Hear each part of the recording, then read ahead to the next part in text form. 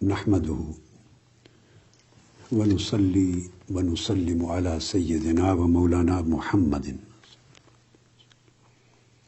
رسوله النبي الأمين المكين الحنين الكريم الرؤوف الرحيم أما بعد بسم الله الرحمن الرحيم. معزز سامعین و ناظرین، خواتین و حضرات اور عزیزان محترم، اللہ رب العزت کی توفیق سے آج ہماری تعارف صحیح البخاری کے سلسلے میں تیسری نشست ہے اور وہ اس موضوع پر آخری ہے انشاءاللہ تعالی. کل سے بإذن اللہ تعالی ہم صحیح بخاری کا سبق اور اس کے ساتھ امام غزالی کی احیاء علوم الدین کا بیان شروع کریں گے. آپ نے پہلی دو نشستیں سنی ہیں. یہ دو نشستیں اور آج کی ممکن ہے بعض لوگوں کو تھوڑی سی مشکل لگی ہوں. میں نے ہر چند کوشش کی ہے کہ بڑے آسان طریقے سے یہ بات آپ کو سمجھاؤں، لیکن بہر صورت موضوع ایسا تھا جس کا تعلق علم الحدیث سے ہے یا تدوین حدیث و سنت کے ساتھ ہے اور یا پھر صحیح بخاری کے منہج اور اہمیت کے ساتھ ہے. مگر انشاءاللہ تعالی کل سے جو نشستیں شروع ہو رہی ہیں وہ حسب سابق بالکل آسان موضوعات ہوں گے، جیسا کہ میں عرض کر چکا ہوں، جن میں فوکس ہمارا فقط اصلاح احوال اور آداب زندگی پر ہوگا. صحیح بخاری کے 3 حوالوں سے تعارف کا بھی میرا ایک خاص مقصد تھا، اور وہ یہ کہ آپ کا بھی تعلق علم الحدیث سے کچھ نہ کچھ قائم ہو جائے. ہم جب ان ایام میں نشستوں میں شریک ہو رہے ہیں اور میں ہر روز آپ کے ساتھ اپنا وقت شیئر کر رہا ہوں، اور عنوان جب صحیح بخاری اور احیاء علوم الدین کا قائم کر لیا تو یہ گیا گزرا دور ہے. لوگ مجموعی طور پہ نہ صرف قرآن مجید کے علم سے اور حدیث نبوی کے علم سے دور ہو گئے ہیں، بلکہ مجموعی طور پہ علم کا کلچر بھی بڑا کمزور ہو گیا ہے. ہم علم کے کلچر سے سوسائٹی، معاشرہ کے طور پر اس سے محروم ہو چکے. ہمارے ذوق بالکل مختلف قسم کے ڈیولپ ہو گئے. اس کے بہت سے اسباب ہیں، ان میں جانے کی اس وقت نہ ضرورت ہے نہ ہمارے پاس وقت ہے. تاہم میری کوشش یہ تھی کہ رمضان المبارک کی یہ جو بابرکت ساعتیں ہیں، ان میں آپ کا تعلق قرآن مجید کے علم سے کچھ نہ کچھ جوڑوں اور حدیث نبوی کے علم کے ساتھ جوڑوں، تاکہ کچھ دلچسپی آپ کی اس سے قائم ہو جائے اور تھوڑا تھوڑا مشروب، تھوڑا تھوڑا ڈرنک حدیث پاک کا اور علم قرآن کا آپ کو دے کر آپ کی دلچسپی بڑھاتا چلا جاؤں اور اس علم سے جہاں تک ممکن ہے آپ کو جوڑنے کی کوشش کروں. ایک تو یہ مقصد تھا ذہن میں، اور اگلی نشستوں سے بھی الحمدللہ میں چاہوں گا کہ اللہ رب العزت اس مقصد کو پورا فرمائے. اور دوسرا علمی پہلو تھا، جن میں سے 2 چیزوں کو ہم ایڈریس کر چکے ہیں 2 نشستوں میں، دہرائے بغیر صرف تسلسل قائم کرنے کے لیے عرض کر رہا ہوں. ایک یہ صحیح بخاری کے لکھے جانے سے پہلے 250 سال میں احادیث نبوی کا کوئی گیپ، کوئی ویکیوم، کوئی خلا نہیں تھا. لاکھوں کی تعداد میں احادیث نبوی تسلسل کے ساتھ ان 2 صدیوں میں اویلیبل تھی. سینوں میں بھی محفوظ تھیں اور کتابوں کے صفینوں میں بھی محفوظ تھیں، اور صحت کے ساتھ منتقل ہوئی اور محفوظ ہوئی۔ لہذا حدیث نبوی کے بارے میں یہ شک یا شبہ ذہنوں میں وارد کرنا یا اس کو جگہ دینا کہ 250 سال کے بعد بخاری، مسلم، ابو داؤد، ترمذی، نسائی، سیاستہ یہ کتب لکھی گئی ہیں، خدا جانے ان سے پہلے حدیثوں کا ریکارڈ کیا تھا، تو اس کو مشکوک بنانا، اس سے بڑی گمراہی پیدا ہوتی، انسان دین سے دور ہوتا ہے۔ اور اگر حدیث نبوی کی صحت، حقانیت، صداقت اور تاریخ کی معتبر حیثیت جو ہے اس کے اوپر شکوک و شبہات پیدا ہو جائیں تو آپ یوں سمجھیں کہ انسان 75% دین اسلام سے کٹ جاتا ہے۔ قرآن مجید کی شرح ہی ساری حدیث میں ہے، قرآن مجید کی تبیین توضیح بھی ساری حدیث میں ہے، قرآن کے ہر حکم کی وضاحت بھی حدیث میں ہے۔ اگر حدیث نبوی کی ثقافت پر اعتقاد اور ایمان قائم نہ ہو تو ایک حکم نماز پر بھی عمل نہیں کر سکتے فقط قرآن مجید کی آیات سے، پنجگانہ اوقات پر بھی عمل نہیں ہو سکتا، روزہ، زکوٰۃ، حج اور دیگر احکام الہی میں کسی پر عمل درآمد پرفیکٹ صورت میں نہیں ہو سکتا۔ قرآن مجید تفصیلات اور جزئیات بیان کرنے والی کتاب نہیں ہے، باریک ڈیٹیلز نہیں دیتا قرآن مجید۔ قرآن مجید بیسک پرنسپلز دیتا ہے، بنیادی احکام دیتا ہے، بنیادی اوامر و نواہی دیتا ہے، بنیادی تعلیمات اور ہدایات دیتا ہے۔ ہر حکم جو قرآن مجید میں آتا ہے اس کی تفصیل حدیث نبوی سے معلوم ہوتی ہے، اس کی تشریح حدیث نبوی سے معلوم ہوتی ہے۔ اور اگر حدیث نبوی پر اعتماد نہ رہے تو سمجھے قرآن مجید پر عمل ہی ممکن نہیں ہے، اعتقاد ہی ممکن نہیں ہے قرآن مجید کی تعلیمات پر، اور نہ وہ ہماری عملی زندگی میں نافذ ہو سکتا ہے۔ لہذا یہ بہت بڑا ایک بھیانک قسم کا دھوکہ ہے۔ حدیث نبوی کے بارے میں طرح طرح کے شکوک و شبہات پیدا کر کے اگر اس کے بارے میں ذہن متذبذب ہو جائے تو قرآن اپنے آپ ہاتھوں سے چلا جاتا ہے، وہ صرف تلاوت کی کتاب رہ جاتی ہے، ان احکامات کی تفصیلات، تشریحات وہ دستیاب ہی نہیں ہوتی۔ لہذا قرآن مجید کو سمجھنے کے لیے بھی اس سے پہلے حدیث نبوی کا دامن تھامنا ضروری ہے۔ یہ بنیادی مقصد تھا۔ تو میں نے تدوین حدیث کے باب میں کہ حدیث کس طرح محفوظ ہوئی، کس طرح مرتب ہوئی، کس طرح مدون ہوئی، کس طرح امام بخاری اور ان کے زمانے تک پہنچی، اس کا پہلی نشست میں کوشش کی کہ محدود وقت میں ضروری حد تک احاطہ ہو سکے، الحمدللہ۔ اور دوسرا جو موضوع تھا وہ دوسری نشست میں، کل کی نشست میں ہم نے کور کر لیا تھا کہ یہ گمان بھی غلط ہے کہ صحیح حدیث صرف وہ ہے جو بخاری میں پائی جائے، اور جو صحیح بخاری میں نہیں وہ صحیح نہیں۔ یہ بھی گمراہی پر یا جہالت پر یا لا علمی پر مبنی تصور ہے۔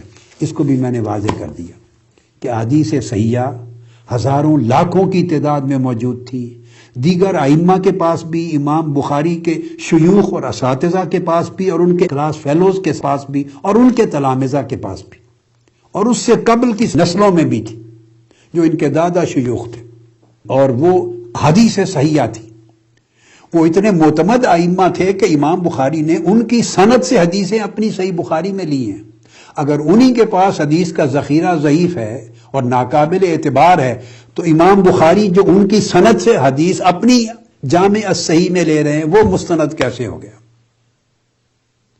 1000 شیوخ سے جن سے حدیث لے رہے ہیں، اور مجموعی طور پہ شیوخ کوئی 1500 کے قریب ہو جاتے ہیں جو صحیح بخاری میں یا صحیح مسلم میں ملا کے 2000 سے زائد ہو جاتے ہیں، جن کی مرویات ہیں۔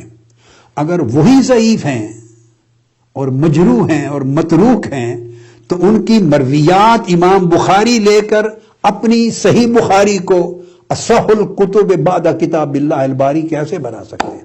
قرآن کے بعد صحیح ترین کتاب کیسے رہ گئی؟ کیونکہ انہوں نے دیکھی ہے کہ ڈائریکٹ احادیث ہوائی سفر کر کے تو امام بخاری تک نہیں پہنچی، خلا سے تو نہیں پہنچی۔ امام بخاری نے شیوخ سے لی، اپنے اساتذہ سے روایت کی، انہوں نے اپنے اساتذہ سے روایت کی، وہ اتباع التابعین تھے، انہوں نے اپنے شیخ سے روایت کی، وہ تابعین تھے، انہوں نے اپنے شیخ سے روایت کی، وہ صحابہ کرام تھے۔ تو کم سے کم 3 افراد کا ایک چینل تھا امام بخاری سے حضور علیہ الصلوۃ والسلام تک، یا 4 افراد کا روات کا چینل تھا، یا 5 افراد کا چینل تھا۔ یہ جو 3، 4 اور 5 افراد راستے میں آتے ہیں، جن کو سند کہتے ہیں، چین آف ٹرانسمیٹرز کہتے ہیں، اگر وہی ضعیف ہوں اور ان کی اپنی چھان بین اگر احادیث کی سند پر جر و تعدیل درست نہ ہو، اور انہیں صحیح اور ضعیف کا، درست اور غلط کا خود امتیاز نہ ہو، وہ خود تمیز کرنے کے قابل نہ ہو، فرق کرنے کے قابل نہ ہو، تو امام بخاری ان کے چینل سے جو لے کے اپنے ہاں درج کر رہے ہیں وہ معتمد کیسے ہو سکتی ہے؟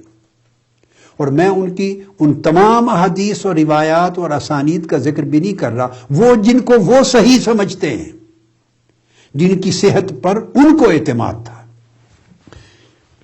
یہاں یہ بات بڑی قابل توجہ ہے کہ امام بخاری نے جب صحیح بخاری مرتب کی، خود اپنی کتاب مرتب کی، صحیح بخاری کمپلیٹ کر لی 16 سال لگا کے، تو اپنے 3 اساتذہ پر یہ بات بڑی اہم ہے، علماء کے لیے، اساتذہ کے لیے، طلباء کے لیے اور عوام الناس کے لیے جو دلچسپی رکھتے ہیں، اپنے 3 اساتذہ پر صحیح بخاری پوری کی پوری پیش کی، انہیں پڑھ کے سنایا، انہیں پیش کی اور ان سے ویریفیکیشن لی، انہوں نے ویریفائی کی ایک ایک حدیث کہ یہ صحیح ہے، تو امام بخاری نے ان کو لیا۔ اگر انہوں نے کہا اس کی سند صحیح نہیں، امام بخاری نے نہیں لیا، یعنی ان پر اعتماد کر کے ایک ایک حدیث کو اپنی صحیح میں درج کیا۔ جن کی پوزیشن اتنی اتھارٹیٹو ہے، وہ اتنے گارنٹر ہیں حدیث کی صحت کے اور ہر سند کی صحت کے، کہ ان کے انگلی کے اشارے سے حدیث صحیح بخاری میں فائنلائز کرتے ہوئے لے رہے ہیں اور اشارے سے نکال رہے ہیں۔ تو جو ذخائر انہوں نے اپنے پاس ہزاروں لاکھوں حدیث کے مرتب کر رکھے تھے، وہ صحیح کیوں نہیں ہے؟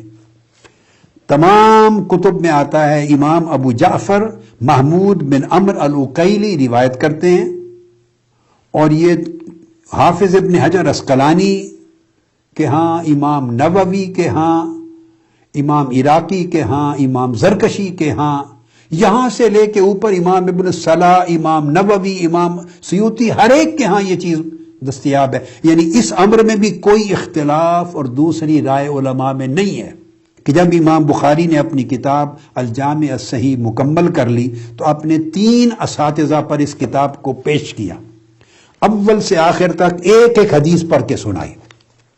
وہ کون تھے؟ امام احمد بن حنبل، دوسرے امام یحییٰ بن معین، تیسرے امام علی بن المدینی۔ اور کبھی نہ بھولیں، امام علی بن المدینی وہ ہیں جن کی اپنی 204 تصانیف ہیں، کتابیں ہیں حدیث میں، 204 مصنفات اور مجموعات ہیں، ہزاروں لاکھوں حدیث ہیں ان کے پاس۔ امام احمد بن حنبل وہ ہیں جن کو خود 7 لاکھ کے قریب حدیث یاد ہیں، اور 30,000 حدیث کا ان کا اپنا ذخیرہ ہے، مسند احمد بن حنبل۔ امام یحییٰ بن معین وہ اپنے زمانے کے سند تصور کیے جاتے تھے۔ تو تینوں نے جب شہادت دی، توثیق کی، ویریفائی کیا، تو تب امام بخاری نے وہ احادیث اپنی الجامع الصحیح میں فائنل کی۔ یہ کتب میں موجود ہے۔ اس سے آپ اندازہ کر لیں کہ احادیث صحیحہ کے ذخائر رکھنے والے کتنے معتمد اور معتبر اور حجت کی سطح کے ائمہ موجود تھے، اور ان کے ذخائر کتنے حجت تھے۔ یہی پوزیشن امام مسلم کی ہے۔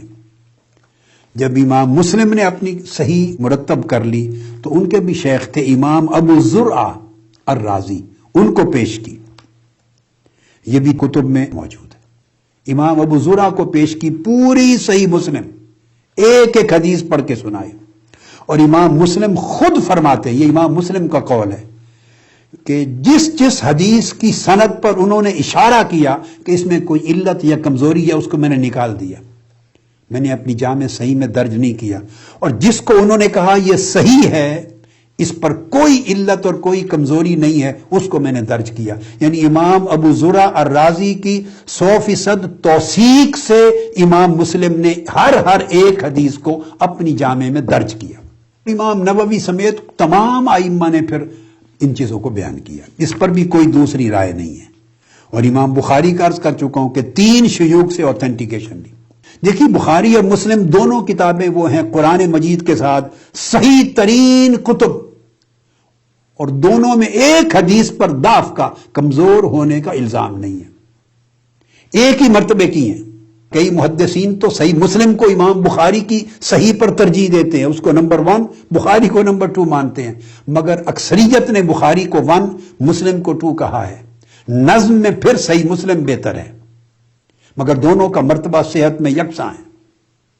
شرائط میں تھوڑا فرق ہے، مگر ان کی قدر و قیمت اور کوالٹی میں فرق نہیں ہے۔ اور امام مسلم نے بھی بیان کیا ہے کہ میں نے اپنی صحیح مسلم میں ہر وہ حدیث جو صحیح ہے اور میرے پاس موجود تھی اس کو سب کو درج نہیں کیا، میں مختصر تیار کر رہا تھا۔ جیسے امام بخاری فرماتے ہیں کہ مجھے شیخ نے، امام اسحاق نے مختصر تیار کرنے کے لیے کہا، ڈیٹیلڈ بک کے لیے نہیں، یہ سمرائزڈ ورژن ہے، مختصر، تاکہ ہینڈی ہو، لوگ آسانی سے پڑھ سکیں۔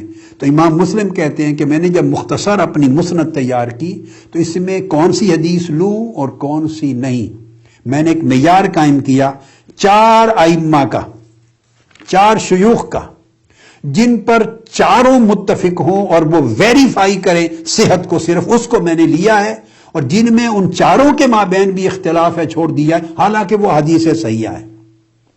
اور وہ 4 کون ہیں؟ وہ امام احمد بن حنبل ہیں، وہ بھی جو امام بخاری کی، صحیح بخاری کی بھی توثیق کرنے والے ہیں۔ دوسرے یحییٰ بن یحییٰ النیشاپوری، تیسرے امام عثمان بن ابی شیبہ، اور چوتھے امام سعید بن منصور الخراسانی۔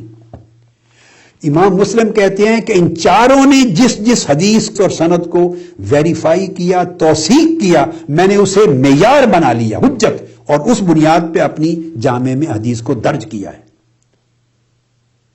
اور یہ جو الفاظ ہے انما وضعتها ہونا ما اجمعوا علیہ، جس پر یہ جمع ہوئے، ان کا اجماع ہے، اس کی ایک تعریف بعض ائمہ نے 5 دیگر ائمہ کی بھی کی ہے کہ اس سے مراد ان کی ہے امام مالک، امام سفیان ثوری، امام شعبہ بن الحجاج، امام احمد بن حنبل اور امام عبد الرحمن بن مہدی، کہ جس پر ان 5 کا اجماع ہے، میں نے صرف ان حدیث کو لیا ہے۔ اب آپ اندازہ کر لیں، جن کا اجماع ہے کہ یہ حدیث صحیح ہے، اس کو گارنٹی سمجھ کر، ضمانت سمجھ کر، حجت سمجھ کر امام مسلم لے رہے ہیں، تو جو حدیث لاکھوں کی تعداد میں خود ان ائمہ کے پاس صحت کی گارنٹی کے ساتھ موجود ہے، ان کے پاس، جن کو انہوں نے صحیح سمجھ کے اپنے آپ محفوظ کرا ہے، لہذا وہ ذخیرہ کتنا ہوگا۔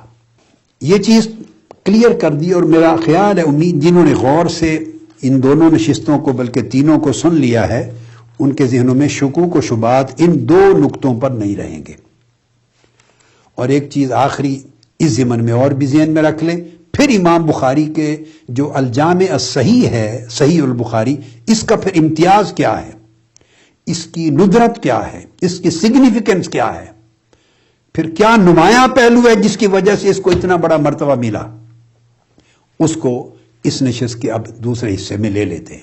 یہ بھی ذہن میں رکھ لیں، کیونکہ امام بخاری کو خود لاکھ سے زائد احادیث صحیح جو ان کے معیار اور شرط کے مطابق یاد تھی، تو وہ حدیث بھی امام بخاری نے اپنی دیگر کتب میں درج کی ہیں، جن کو اپنی دیگر کتب میں امام بخاری نے حدیث کو سند کے ساتھ لیا ہے اور ان سے احکام ثابت کیے، مسائل ثابت کیے، آداب دین ثابت کیے۔ امام بخاری کو وہ حدیث قبول ہیں تو ان کو دیگر کتب میں لیا۔ یہ مختصر تھی، اس کی شرط بڑی سخت تھی، اس میں نہیں لیا، مگر اپنی ہی دیگر کتب میں لیا، تو لینے والے تو امام بخاری ہیں نا۔ تو آپ دیکھ لیں ان حدیث کا درجہ اور رتبہ کیا ہوگا۔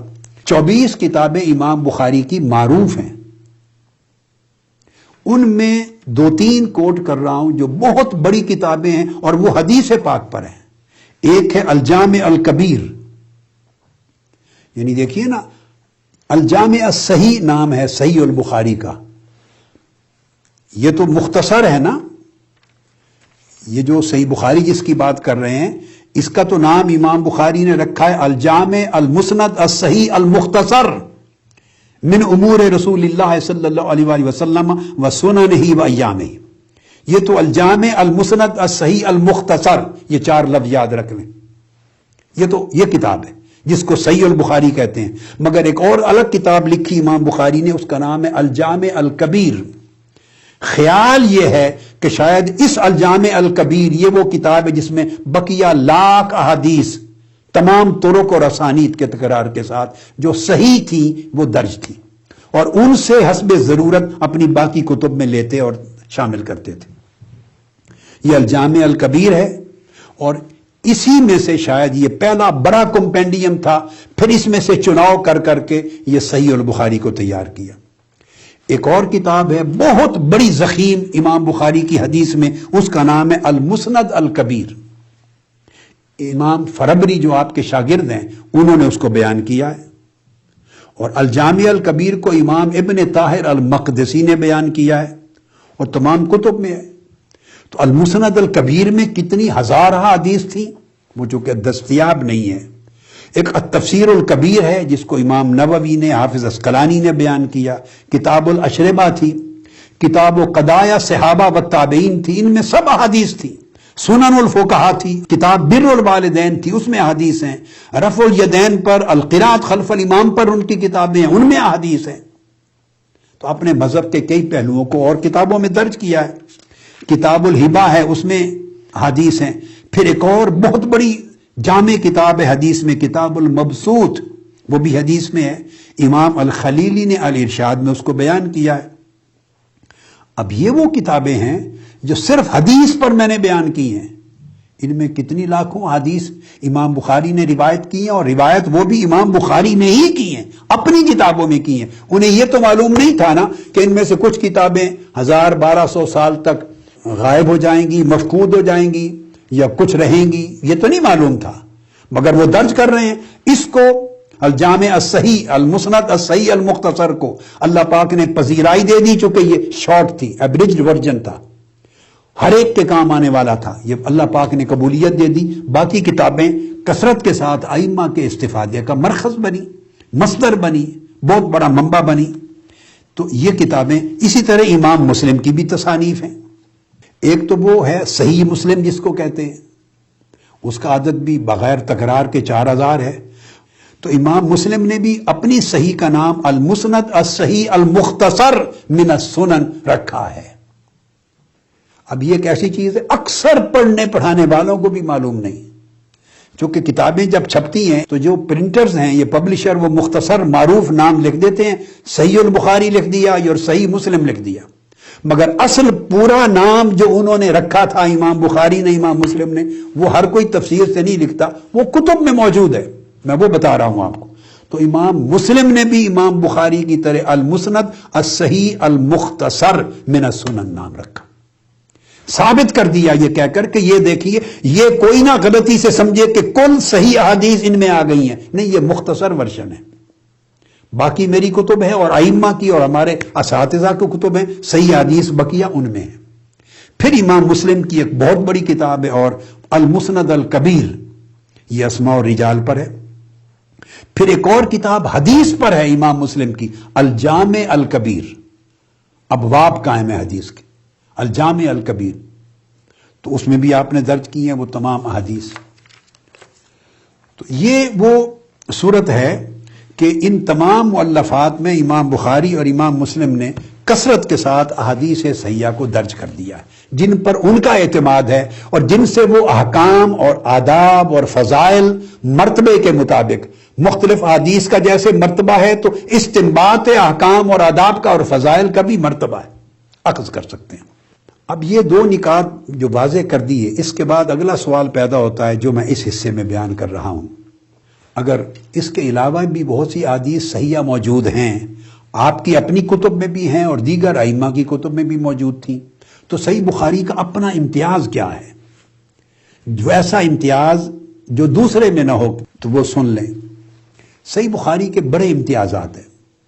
یعنی جس نوعیت کی یہ کتاب ہے، اپنی نوعیت کے اعتبار سے اپنے منہج اور اپنے اسلوب کے اعتبار سے، اپنے پیٹرن اور اپنے سٹائل کے اعتبار سے اور اپنے کنٹینٹس کے اعتبار سے، اپنے تھیمز کے اعتبار سے اس سے پہلے حدیث میں کوئی کتاب نہیں لکھی گئی تھی۔ یہ سب سے بڑا امتیاز ہے، اور بلکہ اس سے بھی پہلے امتیاز یہاں سے شروع کرتے ہیں کہ درجہ صحت، اس سے قبل جتنی کتابیں تھیں امام بخاری سے قبل جتنی لکھی گئیں، ان میں چونکہ زمانہ امام بخاری سے جو پہلے کا ہے وہ زمانہ حضور علیہ الصلوۃ والسلام کے بڑا قریب کا زمانہ ہو جاتا ہے۔ دیکھیے نا، امام اعظم ابو حنیفہ ہیں، 17 حدیث آپ سے ایسی مروی ہیں، 17 جن میں صرف ڈائریکٹلی آپ نے صحابی سے سنی صحابی رسول سے ہیں، درمیان میں اور کوئی واسطہ اور کوئی شیخ نہیں ہے، تو اس میں ضعیف ہونے کا احتمال کہاں رہ گیا؟ پھر سینکڑوں حدیث امام اعظم ابو حنیفہ سے ایسی مروی ہیں جس میں ایک آپ کا شیخ ہے تابعی اور ایک صحابی ہے، سو تابعی ثقہ ہوتے ہیں جیسے صحابی، تو ان سے ضعف کا یعنی حدیث کے ضعیف ہونے کا کوئی شک ہی نہیں ہے۔ کئی ایسی حدیث ہیں ہزاروں کی تعداد میں جن میں 3 کا واسطہ ہے، وہ ثلاثیات ہیں، ثنائیات بھی ہیں، وحدانیات بھی ہیں، ایک واسطے کے ساتھ بھی ہے، درمیان میں 2 ٹیچرز بھی ہیں اور درمیان میں 3 بھی ہیں، ایک تبع تابعی پھر صحابی، آقا علیہ السلام کا فرمان سیدھا۔ اس طرح امام مالک کے پاس بھی درمیان میں چھوٹی سند ہے، امام احمد بن حنبل، یہ سب امام بخاری سے پہلے کے لوگ ہیں، تو زمانہ قریب ترین کا زمانہ تھا۔ تو سند کہتے ہیں چین آف ٹرانسمیٹرز، یعنی کتاب لکھنے والے نے کس امام سے حدیث لی، انہوں نے کس سے لی، انہوں نے ڈائریکٹ صحابی سے لے لی یا جلیل القدر تابعی سے لی۔ جب سند دیکھیے جلیل القدر تابعی تک یا صحابی تک پہنچ جاتی ہے تو یہ اعتقاد ہے، وہ جھوٹ نہیں بول سکتے۔ الصحابۃ کلہم عدول، ہر صحابی جو روایت کرتا ہے وہ مبنی بر سچ ہے، اس میں صداقت ہے، تو صحابی پر جر و تعدیل نہیں ہوتی، کسی صحابی پر جر و تعدیل نہیں ہوتی۔ کوئی محدث یہ چاند پھٹک نہیں کر سکتا کہ اس کی بات قابل قبول ہے یا نہیں، بس اتنا ثابت ہو جانا کافی ہے کہ یہ صحابی رسول نے فرمایا، وہ سچ ہے۔ یہ اللہ رب العزت کی طرف سے ان کو ثقاہت اور صداقت کا یہ اجر دیا گیا، مقام اور مرتبہ دیا گیا ہے کہ بس ثابت ہو جائے کہ یہ بات صحابی نے بیان کی، اس پر کوئی چھان پھٹک اور تحقیق اور جر و تعدیل نہیں۔ اسی طرح جلیل اور قدر تابعی سے ثابت ہو جائے کہ یہ تابعی نے روایت کی کہ میں نے عبداللہ ابن عمر سے سنا، میں نے عبداللہ ابن مسعود سے سنا، میں نے عبداللہ ابن عباس سے سنا، میں نے حضرت علی سے سنا، میں نے حضرت عمر سے سنا، میں نے سیدنا ابو بکر صدیق سے سنا، میں نے سیدنا عثمان غنی سے سنا، یعنی میں نے معاذ ابن جبل سے سنا، میں نے ابو موسیٰ اشعری سے سنا، میں نے ابو سعید خدری سے سنا۔ تابعی جب یہ کہہ دے اس کے بعد آگے کوئی مجال نہیں۔ یہ بعد میں جر و تعدیل اگلی نسلوں سے شروع ہوا، جب موضوع روایات گھڑنے کا زمانہ آیا اور اباطیل جھوٹی چیزیں دین میں داخل اپنے سیاسی اور اعتقادی مقاصد کے لیے یا بغض و عناد کے لیے داخل ہونے لگی، یا اسلام میں دین میں فتنہ پیدا کرنے کے لیے دین دشمن لوگوں نے یہ عمل شروع کیا۔ اگلی نسلوں سے یہ پرابلم آیا موضوع روایات کا، اور جب موضوع روایات کا آیا تو پھر چھان پھٹک شروع ہوئی، جر و تعدیل، اس کی پھر ویریفیکیشن شروع ہوئی۔ اس لیے امام ابن سیرین فرماتے ہیں، امام عبداللہ بن مبارک فرماتے ہیں کہ ہم پہلے زمانے میں جو زمانہ تھا، یہ فتنہ موضوع روایات گھڑنے کا جب پیدا نہیں ہوا تھا تو ہم اسناد پوچھتے ہی نہیں تھے کسی سے کہ آپ نے جو حدیث بیان کی اس کی سند کیا ہے، کس سے سنی، کیونکہ ہر بیان کرنے والا تابعی ہوتا تھا اور وہ سچا تھا، اس نے صحابی سے بیان کیا اور وہ سچا تھا، اس نے رسول پاک صلی اللہ علیہ وسلم سے بیان کیا۔ ہم انہیں نہیں کہتے تھے کہ اپنے رجال بیان کرو، سند بیان کرو، چونکہ وہ سند میں ایک بندہ تھا درمیان میں یا 2 تھے یا 3، سارے اصدق تھے، صادق تھے، امین تھے، ثقہ تھے، معتمد تھے، معتبر تھے، وہاں غلط بیانی کا کوئی امکان ہی نہیں تھا، تو سندیں چھوٹی تھی۔ جو زمانہ آگے بڑھتا چلا گیا، جس زمانے امام بخاری آئے ہیں، تو امام بخاری کی پیدائش 194 میں ہوئی ہے، 194 میں ہجری میں، اور 210 ہجری میں آپ نے احادیث کو کلیکٹ کرنے کا اساتذہ سے عمل شروع کیا ہے۔ تو 210 ہجری کا مطلب یہ ہے کہ آقا علیہ الصلوۃ والسلام کے وصال اقدس کو اس وقت 200 سال گزر گئے تھے، اور 3 4 5 نسلیں درمیان میں گزری تھی۔ گو ان کے پاس محفوظ ریکارڈ تھے، سینوں میں محفوظ تھے، مگر یہ وہ زمانہ تھا کہ ہر راوی کی چھان پھٹک ضروری ہو گئی تھی، کیا لینا ہے کیا نہیں لینا، اس آدمی کی ثقافت کتنی ہے، صداقت کتنی ہے، اعتماد کا درجہ کتنا ہے، اس نے جس سے لیا ہے اس کی صداقت کیا ہے، ان کی ملاقات ہوئی تھی نہیں ہوئی تھی، یا کسی اور آدمی سے براہ راست تو نہیں لیا جس کا ذکر نہیں کیا، ایک ایک چیز کو بال کی کھال اتارتے تھے فرامین رسول کو قبول کرنے کے لیے۔ یہ وہ زمانہ آ گیا تھا، اس سے پہلے کے زمانے میں اس امر کی ضرورت نہیں تھی۔ لہذا ان سے پہلے ائمہ جو احادیث اپنی کتابوں میں مرتب کرتے تھے تو اگر تابعی سے لی تو تابعی کا نام لکھ کے روایت کر دیا، اور جب تابعی کا نام آ گیا تو ہر پڑھنے والے کو علم ہے کہ یہ تابعی اپنی طرف سے نہیں کہہ رہا، اس نے صحابی سے سنی، اور ان کو یہ بھی علم ہوتا تھا کہ کن کن صحابہ سے اس نے سنا ہے، اور ہر ایک کے پاس ذخیرہ علم تھا، یہاں تک بھی معلوم ہوتا تھا کہ اس نے فلاں صحابی سے سنا، اور دیگر روایات سے معلوم ہو جاتا تھا۔ کبھی موقوف روایت ہوتی تھی، صحابہ سے روایت کر دیا، صرف عن ابی ہریرہ لکھ دیا، عن ابن مسعود لکھ دیا، اور یہ معلوم ہے کہ جب ان سے روایت ہے تو انہوں نے آقا علیہ السلام کا فرمان نقل کیا ہے، کوئی اور نہیں۔ اس کو موقوف کہتے تھے۔ یا مقطوع، تابعی کی روایت آ گئی، اگر انہوں نے آگے صحابی کا نام نہیں بھی لیا تو ان کے سچے ہونے پر یقین ہوتا تھا، تو اس لیے موقوفات بھی لیتے تھے اور مقطوعات بھی لیتے تھے، مرسلات بھی لیتے تھے، مگر لینے والے خواہ وہ امام مالک ہیں، خواہ وہ امام یحییٰ بن معین ہیں، خواہ وہ علی بن المدینی ہیں، خواہ وہ امام احمد بن حنبل ہیں، خواہ وہ عثمان بن ابی شیبہ ہیں، خواہ امام ابو بکر بن ابی شیبہ ہیں، خواہ وہ امام شافعی ہیں، خواہ وہ امام ابو یوسف ہیں، خواہ وہ امام ابو حنیفہ ہیں، خواہ وہ امام سفیان ثوری ہیں، خواہ امام عبداللہ بن مبارک ہیں، خواہ امام عبد الرحمن بن مہدی ہیں، خواہ وہ امام ابو زرع الرازی ہیں، امام عثمان بن عیینہ ہیں، جنہوں نے لیا ان کو اپنے ایک ایک راوی کا 100% علم ہوتا تھا، اور ان کے تلامذہ کو بھی علم ہوتا تھا، اور وہ سارا ثقافت کا، صداقت کا، اعتماد کا دور تھا۔ سو وہ ضروری نہیں سمجھتے تھے اپنے ذخیروں میں آگے پوری سند کا بیان کرنا۔ زمانہ آگے بڑھتا چلا گیا، جب سند کے بارے میں تحقیق ضروری ہو گئی، ویریفیکیشن ضروری ہو گئی، تو امام بخاری آئے۔ امام بخاری وہ پہلے فرد ہیں جنہوں نے ہر حدیث پوری سند کے ساتھ لی، اس لیے کہ اگلی نسلوں کو مشکل پیش نہ آئے۔ پہلے ائمہ جب کتابوں میں روایات کو درج کرتے تو ان کی سند کی چھان بین طالب علم پر، محقق پر، استاد پر، قاری پر چھوڑ دیتے، اور وہ علم کا زمانہ تھا۔ کتاب کو، حدیث کو پڑھنے والے کو اپنے طور پر ایک ایک راوی کے احوال معلوم تھے، انہوں نے ہزارہا کتابیں راویوں کے حالات پر جمع کر کے رکھی ہوئی تھی، مجموعے مرتب تھے، ہر ایک کے پاس جو حدیث کو سن رہا ہے اس کے پاس ہر حدیث کے ہر راوی کے حالات زندگی موجود ہے، کون سے راوی کس مرتبے کا ہے، کون سا کم درجے کا ہے، کس کی کس سے ملاقات ہوئی ہے، کس سن میں ہوئی ہے، کس شہر میں ہوئی ہے، کتنا زمانہ اکٹھے رہے ہیں، اس کی بات میں کتنا وزن ہے، اس کا حافظہ کتنا درست رہا، اس کا تقویٰ کتنا تھا، اس کا حدیث کا روایت کرنے کی ضبط کتنا مضبوط تھا، ایک ایک چیز کی ہر ایک کو پوری تسلی تھی۔ اس لیے وہ ذخیرے محفوظ تھے، مگر وہ اہل علم کے لیے تھے کہ وہ حدیث لیں اور سند کی چھان بین کر لیں۔ امام بخاری کا ترہ امتیاز یہ ہے کہ آپ نے یہ پریشانی قاری پر نہیں چھوڑی، حدیث کی کتاب پڑھنے والے کے ذمے یہ ذمہ داری نہیں چھوڑی کہ وہ ہر راوی کا حال معلوم کرے، بھئی یہ کون ہے، اس کا پورا نام کیا ہے، کس شہر کا رہنے والا، کبھی راوی کے نام کے ساتھ شہر بھی نہیں لکھا ہوتا، کس شہر کا رہنے والا، کب پیدا ہوا، کب ڈیتھ ہوئی، کن کن اساتذہ سے پڑھا، کہاں سے لیا، مرتبہ حفظ کا کیا ہے، حافظہ کتنا ہے، صداقت کتنی ہے، یہ ساری چیز امام بخاری نے قاری پر، پڑھنے والے طالب علم کے ذمے نہیں چھوڑی، اس کو مشکل میں نہیں ڈالا، سارا کام خود کر دیا،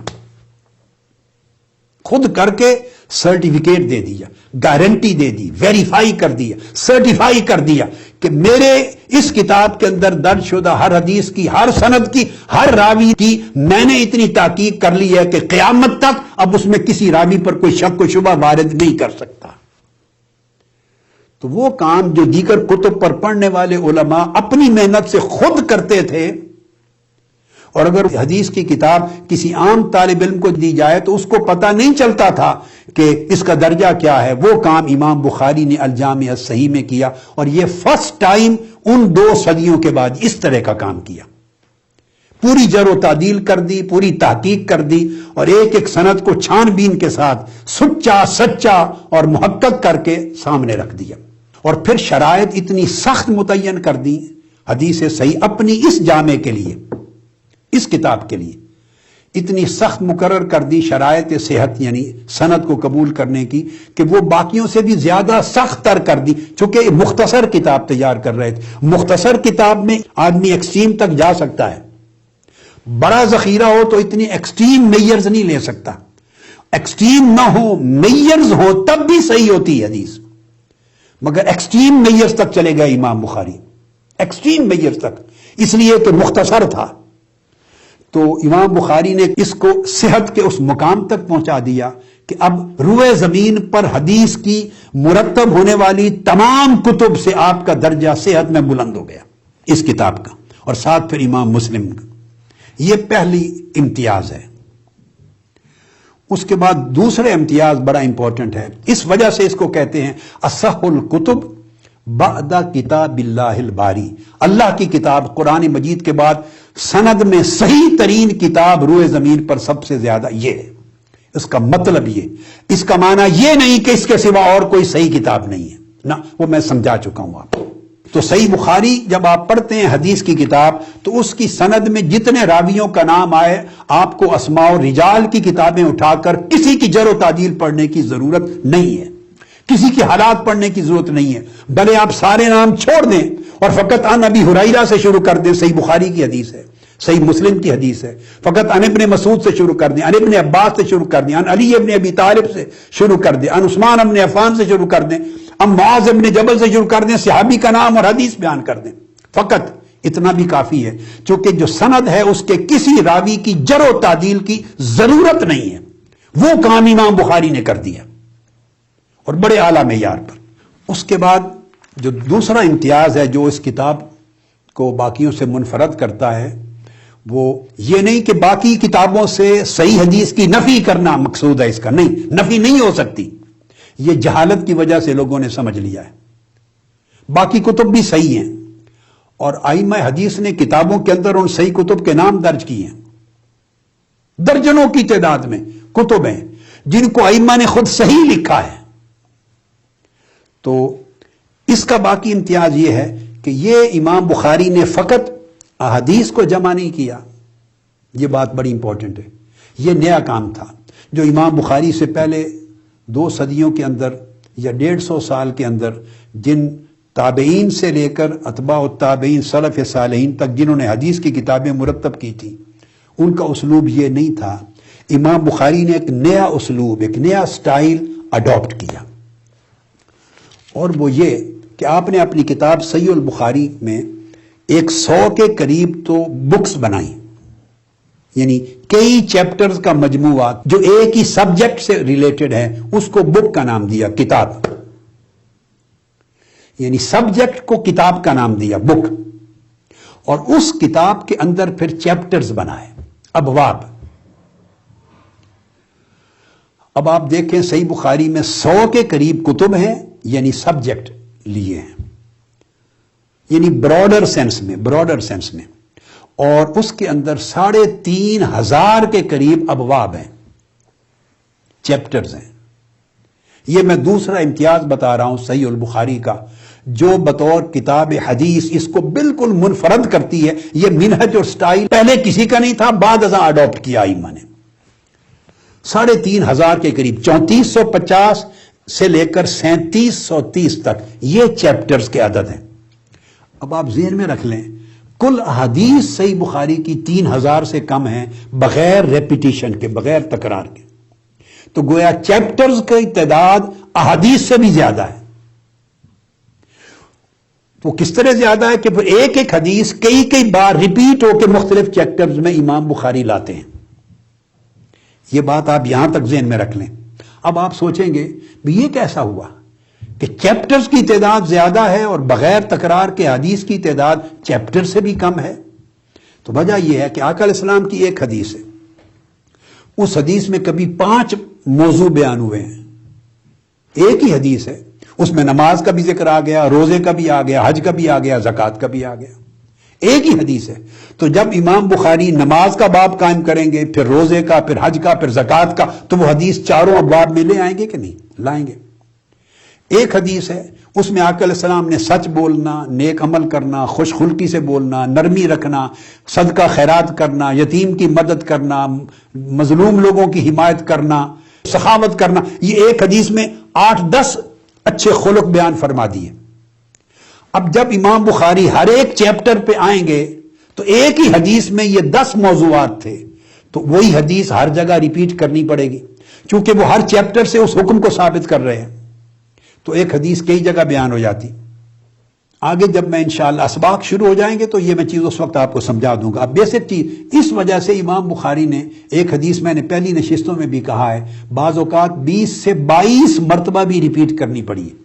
یعنی ایک واقعہ ہے، اس میں آقا علیہ السلام نے ایک طویل گفتگو فرمائی ہے، اور اس میں آقا علیہ السلام نے فرمایا جب اذان سنو تو مسجد کی طرف آؤ، اور مسجد کے اندر آؤ، یا اقامت سنو تو نماز کے لیے آؤ، پھر ساتھ اسی میں فرمایا دوڑتے ہوئے نہ آؤ، اسی کے اندر فرمایا بڑے سکون اور وقار سے چلو، عجلت سے کام نہ لو، یعنی تلقین میں 4-5 چیزیں فرمائیں، الگ الگ لفظ آ گئے۔ اب امام بخاری نے ایک ایک لفظ سے ایک حکم اخذ کیا ہے کہ مسجد میں دوڑنا منع ہے، دوڑ کے نہیں جا سکتے، کہیں اخر سکون اور وقار اطمینان کے ساتھ چلنا ضروری ہے، کہیں بیان کر دیا کہ اقامت سنتے ہی نماز کے لیے چلے جاؤ۔ تو جیسے جیسے جز اس کے اندر بیان ہوئے، ہر باب جب آیا تو اس حدیث کو پھر ریپیٹ کیا۔ اس طرح ابواب کی تعداد بڑھ گئی اور بغیر تکرار کے احادیث کی کم رہی، اور یہ اہتمام امام بخاری نے کیا، ان سے پہلے کبھی کسی نے یہ طریق اختیار نہیں کیا تھا۔ تو گویا یہ کتاب صرف احادیث کا مجموعہ نہ رہی صحیح البخاری، یعنی صرف کلیکشن آف پروفیٹک ٹریڈیشنز نہیں ہے، صرف احادیث کی کلیکشن یا کمپینڈیم نہیں ہے۔ پہلے ائمہ کی کتابوں میں کیا تھا کہ ایک براڈر سینس میں ایک باب قائم ہو جاتا تھا، ایک براڈر سینس، نکاح ہے، کتاب النکاح میں تمام احادیث آ گئی، کتاب الطلاق میں آ گئی، تجارت میں آ گئی، الصلاۃ میں آ گئی، صوم میں، زکوٰۃ میں، حج میں، سیر میں، ایک باب قائم کیا، ادب، اس کے اندر ساری احادیث آ گئی۔ امام بخاری نے اس باب کو کتاب کا درجہ دے دیا، اور کتاب کے اندر پھر کثرت کے ساتھ 90 باب بھی قائم کر دیے، 50 باب بھی قائم کر دیے، کبھی 100 حدیث بھی ہیں، کبھی 200 بھی ہیں، 150 بھی ہیں، 40 بھی ہیں، 30 بھی ہیں۔ تو پھر ان کے چھوٹے چھوٹے موضوعات، عنوانات بنا کر ان حدیث سے مطالب اخذ کیے امام بخاری نے، فوائد اخذ کیے، ان حدیث کے بینیفٹس کیا ہیں، ان حدیث کے مین تھیمز کیا ہیں، مین فوکل پوائنٹس کیا ہیں، ان حدیث کے مین سبجیکٹس کیا ہیں، کن کن سبجیکٹس کو فرمایا، کیا احکام ہے، اس میں ادب کا کون سا پہلو ہے، اس میں اخلاق کا کون سا پہلو، اس میں عقیدے کا کون سا پہلو ہے، ایمان اور عقیدے کا پہلو کون سا ہے۔ تو جتنی چیزیں امام بخاری نے اس حدیث میں سے اخذ کی ہیں، ان کے الگ الگ چیپٹر بنا دیے ہیں۔ تو یہ کتاب دراصل صرف احادیث کا مجموعہ اور ذخیرہ نہیں رہی، بلکہ ان حدیث سے ثابت ہونے والے ہزارہا فوائد کا مجموعہ ہے، ہزارہا مطالب اور مضامین کا مجموعہ ہے، جنہیں سب ٹائٹلز میں، سب ہیڈنگز میں دے دیا ہے، ان کو باب بنا دیا اور ترجمۃ الباب کا نام دے دیا، تراجم الابواب۔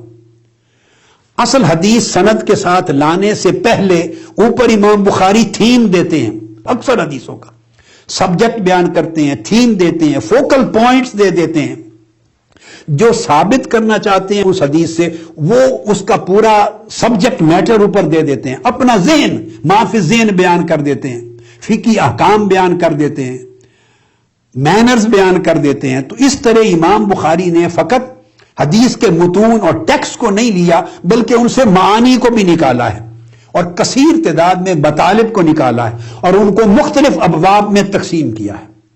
یہ وہ کام ہے جو پہلے اسلوب نہیں تھا، یہ صحیح بخاری کے اندر ہے۔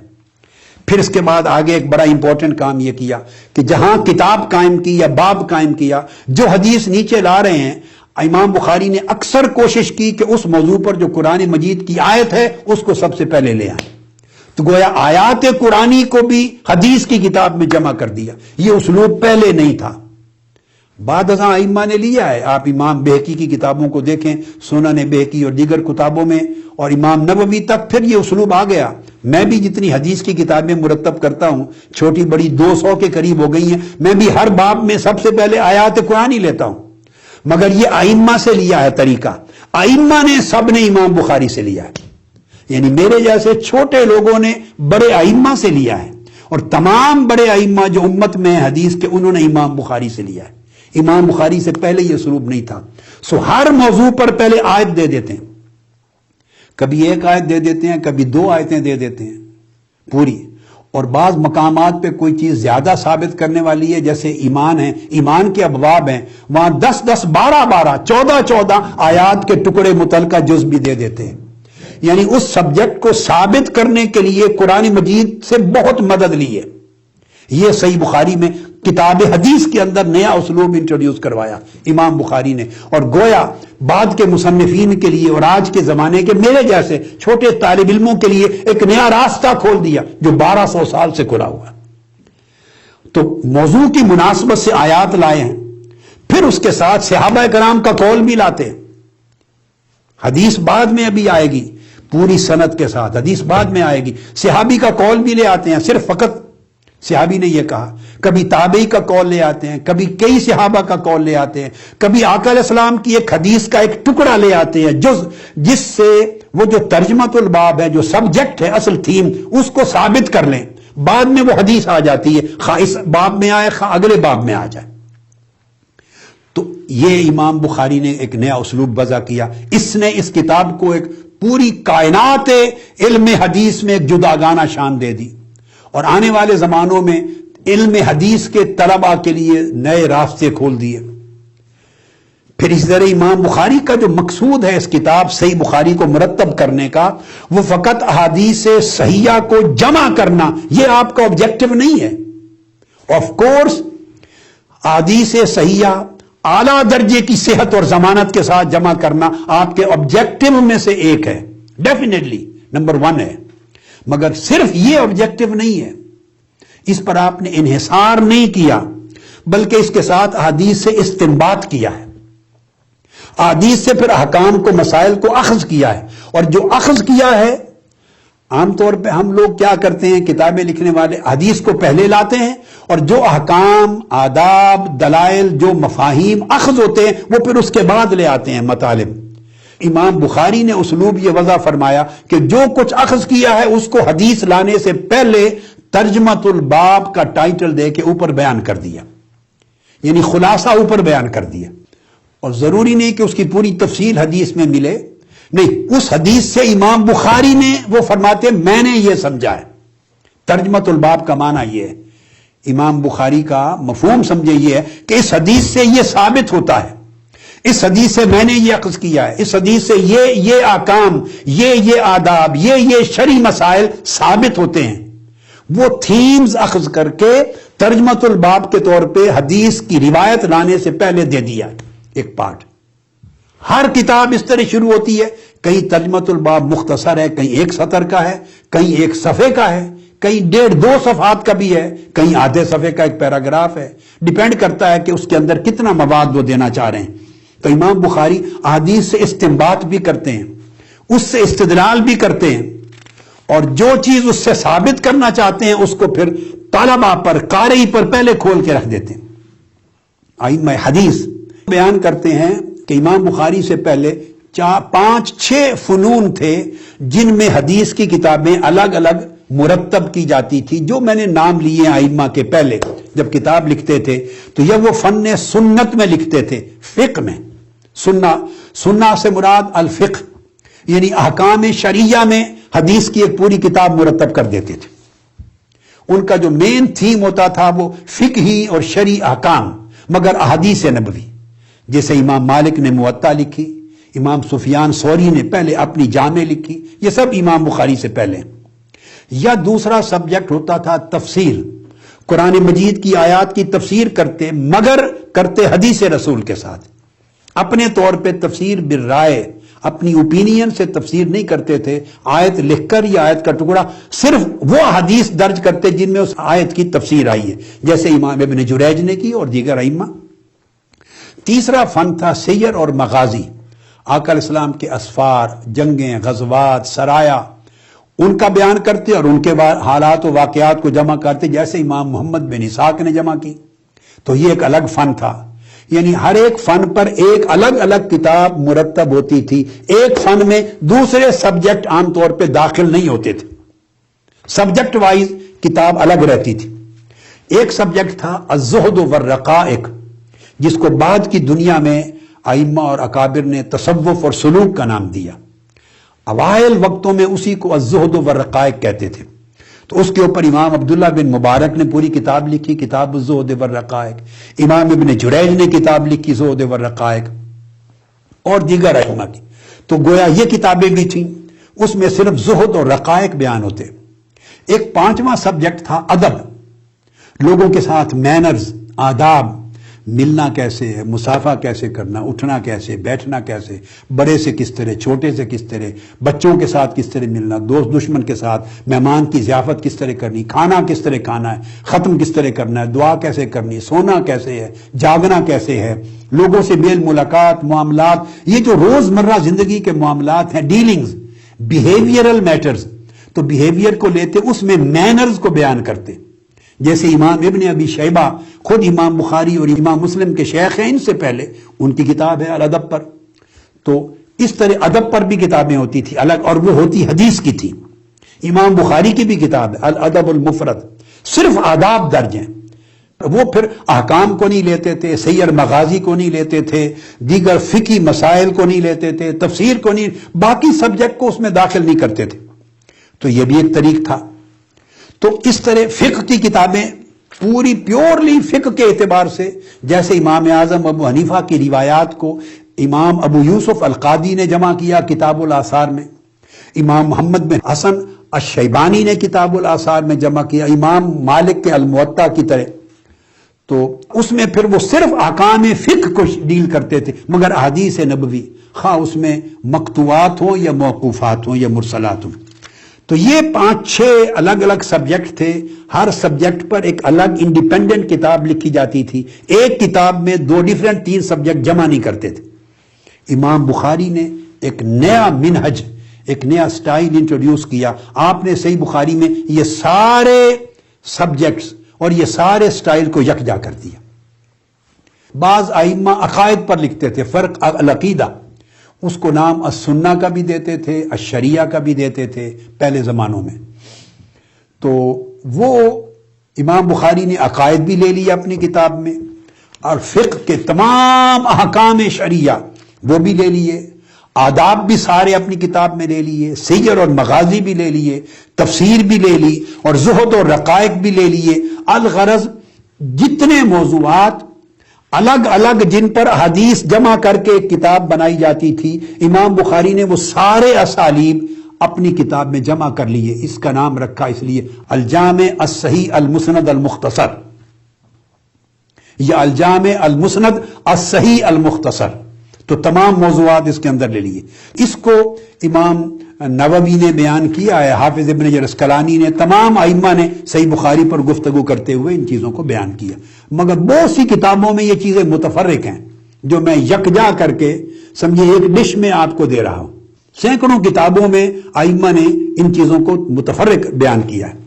پھر امام بخاری جب احادیث کا اعادہ کرتے ہیں، مختلف ابواب میں ریپیٹ کرتے ہیں، تو اس کا مطلب بھی حدیث کے مختلف دقائق کو سبجیکٹ وائز مختلف جگہوں پر واضح کرنا، اجاگر کرنا، اور اس میں سے لطائف اور فوائد کا استنباط کرنا، ڈیرائیو کرنا، مختلف چیزیں، وہ مقاصد لے کر گویا دین اور شریعت کی تعلیمات، ہدایات اور علوم اور معارف، یہ احادیث کے ایک ایک لفظ سے، ایک ایک جملے سے نکال کے ایک پورا سمندر پیدا کرتے چلے جاتے ہیں۔ ان کا مقصد ٹیکسٹ کو جمع کرنا نہیں تھا کہ بہت سارے ٹیکسٹ جمع ہو جائیں یا بہت ساری سندات اسانید جمع ہو جائیں، بلکہ ان کے ساتھ استنباط کر کے معنی، مطالب شرعی، دینی، علمی، ادبی، فقہی، روحانی، اخلاقی، ساری چیزیں ایک جمع کر کے حدیث صحیحہ کے ذریعے امت کو دیا جائے۔ اس میں زہد اور ورع بھی تمام چیزیں آ جاتی۔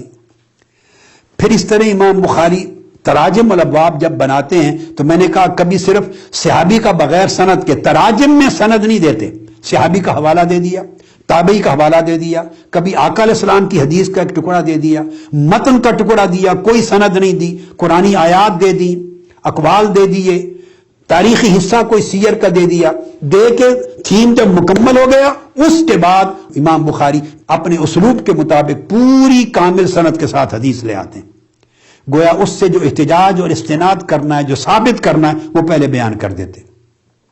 اور بعض ایسے مقامات بھی ہیں کہ آپ نے ایک باب قائم کر دیا، صرف آیات قرآنی بیان کر دی ہیں اور حدیث کو اگلے چیپٹر میں جا کے شروع کیا، اس میں یا کچھ اقوال بیان کر دی ہیں، اس طرح بھی کر دیا امام بخاری نے۔ کئی فتاوی صحابہ دے دیتے ہیں اس تھیم کو ثابت کرنے کے لیے، یعنی کوشش کی ہے کہ ہر چیز ضروری ایک سبجیکٹ کے تحت اس کے اندر اشارتاً یا تفصیلاً جمع ہو جائے۔ اور اس کے ساتھ پھر یہ کتاب تراجم الابواب کی شکل میں فقہ البخاری بن گئی ہے، وہ امام بخاری کی اپنی فقہ بن گئی ہے۔ ان کے بارے میں بعض لوگوں کا خیال ہے، شاید وہ خود سمجھتے ہوں کہ وہ ایک فقیہ مطلق ہیں، یعنی مذاہب فقہ میں کسی کے ایک مقلد نہیں تھے، خود اپنے آپ کو مجتہد مطلق کے درجہ سمجھتے تھے، اور اس کتاب نے ثابت بھی کیا کہ بڑا اونچا درجہ تھا، مجتہد کا درجہ تھا۔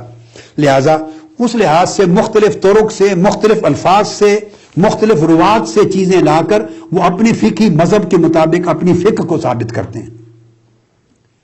اب کسی کا اگر فقہ کے ساتھ اختلاف ہو سکتا ہے، اس کے لیے واجب نہیں ہے وہ امام بخاری کے فقہی مذہب کو لے، وہ مقلد ہے امام اعظم ابو حنیفہ کا۔ میں نے عرض کر دیا احادیث صحیحہ ہزارہا دیگر کتب میں موجود ہیں، وہ اپنے مذہب کو دیگر احادیث صحیحہ سے لے۔ حدیث صحیح کسی کتاب کے اندر ہونے کی محتاج نہیں ہے، وہ سند کی محتاج ہے۔ سند صحیح ہو، بھلے اس کو امام مالک نے روایت کیا، بھلے امام ابو حنیفہ نے روایت کیا، بھلے امام شافعی نے روایت کیا، خواہ امام عبداللہ بن مبارک نے روایت کیا، وکیع بن الجراح نے، سفیان ثوری نے، خواہ امام احمد بن حنبل نے، خواہ امام ابن ابی حاتم نے، خواہ امام ابو زرع نے، کسی نے روایت کیا، خواہ امام بہقی نے، امام طبرانی نے، عبد الرزاق نے، کسی نے روایت کیا، ابن ابی شیبہ نے، امام دارقطنی نے روایت کیا، امام دارمی نے روایت کیا۔ یہ خود امام دارمی اقران ہے امام بخاری امام مسلم کے، امام مسلم کے شیخ ہیں۔ کسی امام نے روایت کیا ہو اپنی سند کے ساتھ، اسناد یعنی سند کا صحیح ہونا شرط ہے، اس سے آپ اپنا مذہب اخذ کر دیں، عقائد اخذ کریں، احکام اخذ کریں۔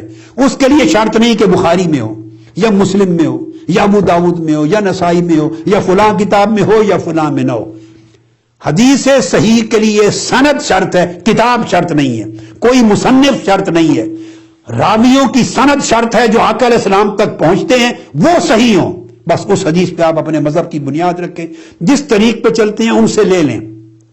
مگر میں آپ کی معلومات کے لیے بیان کر رہا ہوں کہ وہ اپنی جگہ ایک فقہ البخاری بھی ہے، جیسے فقہ الحنفی ہے، فقہ المالکی ہے، فقہ الشافعی ہے، فقہ الحنبلی ہے، اور اثنا عشریہ ہمارے احباب کی فقہ الجعفری ہے، تو یہ فقہ البخاری بھی ہے۔ وہ بطور فقہ کے وہ پاپولر نہیں ہو سکی، مگر بہر صورت دین کے احکام، شریعات اور احکام فقہی کا بہت بڑا ذخیرہ قرآنیات کے ذریعے اور حدیثیات کے ذریعے امام بخاری نے دے دیا ہے۔ یہ بہت بڑا احسان ہے امت پر۔ تو اس طرح ان کی وہ فقہ البخاری ہے، اس کی کبھی تصریحاً بیان کر دیتے ہیں، اور ابواب اس وجہ سے زیادہ قائم کیے ہیں چونکہ حکم نکالنا ہے، اس سے فقہ ایک ثابت کرنی ہے، ایک مسئلہ ثابت کرنا ہے، جو نقطہ ان کے ذہن میں ہے یا ان کا مذہبی رجحان ہے استدلال سے ثابت کرنا ہے۔ لہذا اس حدیث کو اگر کئی مرتبہ بھی بیان کرنا پڑا تو جب چیپٹر قائم کرتے ہیں اس سے امام بخاری کی فقہ معلوم ہو جاتی، ان کا مذہب فقہی معلوم ہو جاتا ہے، یا ان کا رجحان فقہی معلوم ہو جاتا ہے، یا رجحان علمی معلوم ہو جاتا ہے، یا رجحان اصول معلوم ہو جاتا ہے کہ اصول دین میں عقیدے میں رجحان کدھر ہے، فقہ میں رجحان کدھر ہے، مسئلے میں ان کا رجحان کیا ہے۔ وہ جو ٹائٹل قائم کرتے ہیں باب، اس سے واضح ہو جاتا ہے، اس کے نیچے جو مواد لاتے ہیں اس سے پتہ چل جاتا ہے۔ اس کے بعد حدیث ہیں، اس حدیث سے جو امام بخاری نے لیا وہ آپ کے سامنے آ جاتا ہے، اور اس کا مطلب یہ نہیں کہ آپ اس سے اور کچھ اخذ نہیں کر سکتے، آپ اس سے دیگر موضوعات بھی اخذ کر سکتے ہیں، دیگر احکام بھی لے سکتے ہیں، دیگر مسائل اور لطائف بھی لے سکتے ہیں، اور بہت سی دیگر شرعیات اور دینیات کے امور کو اس میں سے استنباط کر سکتے ہیں۔ تو یہ بنیادی طور پہ صحیح البخاری کے امتیازات ہیں۔ اور یہ اس کا مقام و مرتبہ ہے کتب حدیث کی دنیا میں۔ تو یہ صرف یہ امتیاز نہیں ہے کہ محض صحیح حدیث صحیح بخاری سے ملے گی اور جو صحیح بخاری میں نہیں وہ صحیح نہیں، یہ ٹوٹلی غلط ہے۔